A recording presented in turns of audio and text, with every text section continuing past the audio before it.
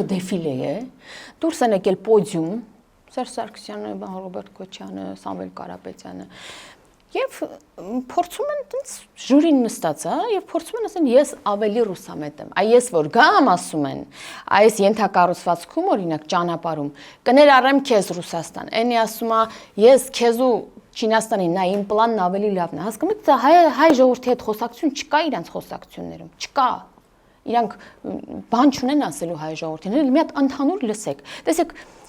ինչ որ մի փուլում կտեսնեք ժողովրդի համար խոսակցություն։ Մեկը 7 ժամ է եթերում եղել, մեկը երեկվա հարցազրույց է, այն մյուսը գնացել է Ամերիկա, անգամ մի հատ չի էլ հարկ համարել մի հատ գերիների մասին գոնե խոսի։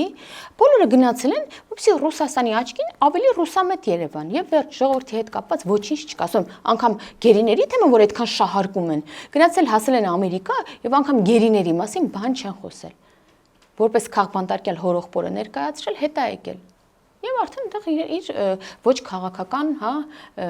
եւ ոչ գիտակ խոսակցությունը կապված պատերազմի հետ, հա, ասում էր կրոնական է այդ պատերազմը։